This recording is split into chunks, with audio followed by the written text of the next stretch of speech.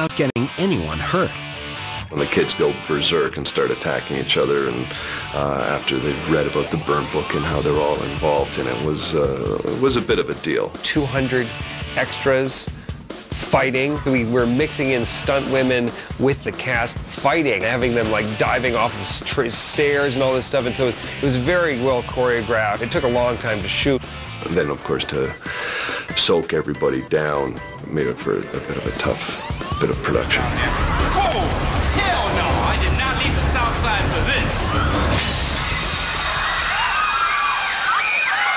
Oh, crap! My hair! Oh, junior girls report to the gymnasium immediately!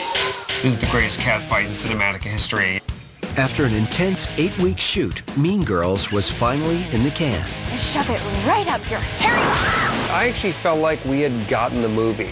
You know, I felt like we had nailed it. You know, and then if anything, I immediately got stressed because we decided to accelerate the release date of the movie.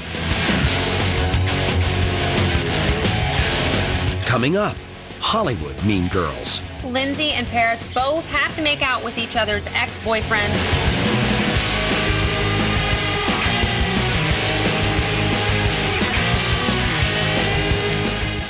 Mean Girls premiered on April 19, 2004. The brutal teen comedy struck a chord with audiences. I was wondering, how it would do. And then it came out, and it was #1 its opening weekend, and it's done so well. The film quickly earned more than $100 million at the box office. That it's a special moment in time when the synchronicity of your movie and the marketplace meet. You've got to really just stand back and enjoy it. No one appreciated the moment more than Lindsay Lohan. Overnight, Lindsay shed her tween image and became the latest it girl. Once Mean Girls actually came out and was a success, and it was kind of like her big front and center on the poster, and from that point on, that was when I would say that kind of like her world changed in a way that was irrevocable. The laugh-out-loud cautionary tale also changed the way many teenagers viewed themselves.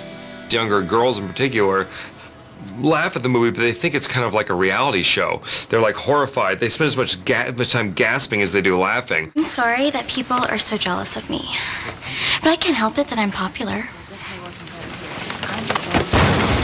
I hope that in a way it showed girls how they act in cliques and how they can be mean to each other, and maybe it would make a change, maybe, when you see something like that and you see yourself in it and you realize how ugly it can be.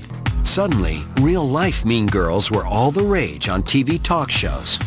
Lindsay and I did the Dr. Phil show together, and we watched some girls that they had brought in to the show be really horrible to each other, and it was an amazing example of how nasty and how mean girls can be. It's scary high school. It's getting worse. People are getting meaner. Technology makes it so much worse, and parents give their kids cell phones. You cannot go home and escape from people being nasty because technology makes it ever present.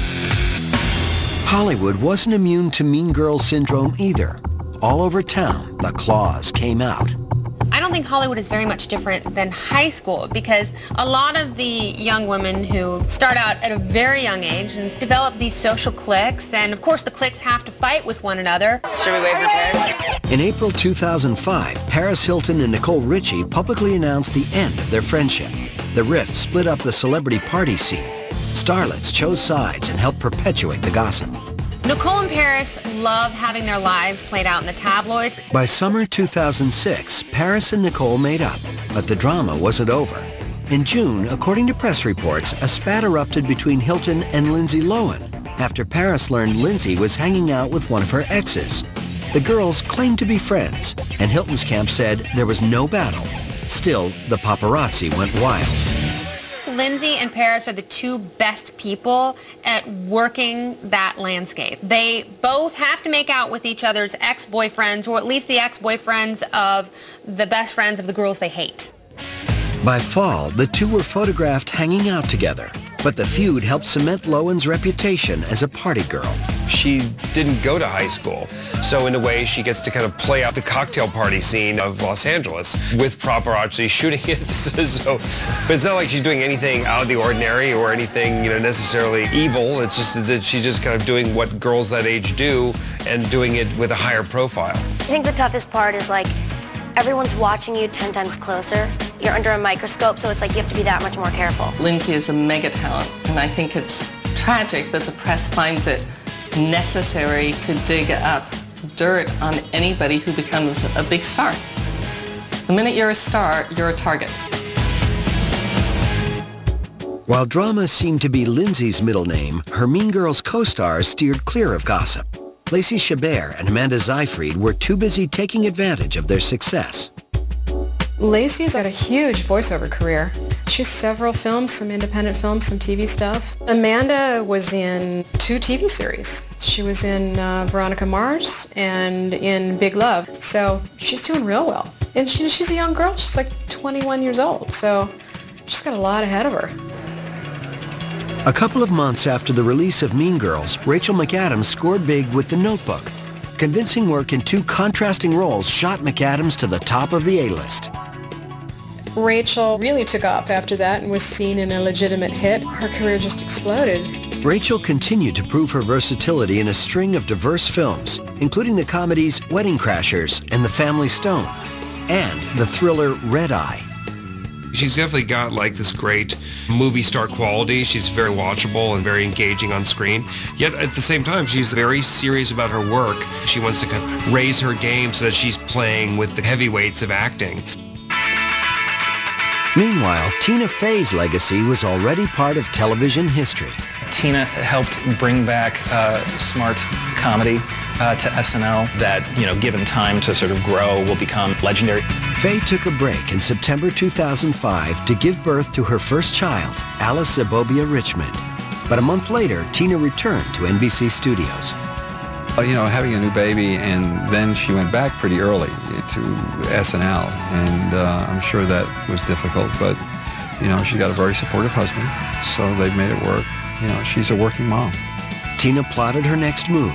In 2006, she both produced and starred in a pilot for NBC called 30 Rock. With 30 Rock, Tina's creating this cast and ensemble group of players, some who come from Second City and some who don't. So that improv training that she, started at Second City is vital to her success now. When the sitcom got picked up, Fey announced that after 9 years, she was leaving SNL.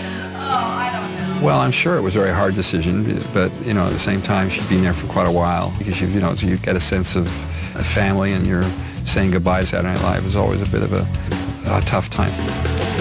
But Tina capitalized on her SNL experience. She based her new show on her old job. The move paid off. I love 30 Rock, and I'm really glad to see the show on the air because it has the same sensibility and the same sort of punch in the gut, knock the wind out of you, sense of humor that Mean Girls have. Tina Fey and her band of Mean Girls took an ordinary slice of American life and spun it into Hollywood gold. The message of their movie may be simple, but it continues to ring true. Like the golden rule.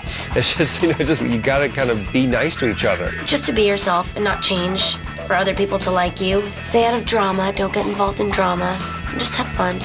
Girls and women, sometimes we're our own worst enemies, and we don't have to be that way. We don't have to do that to each other.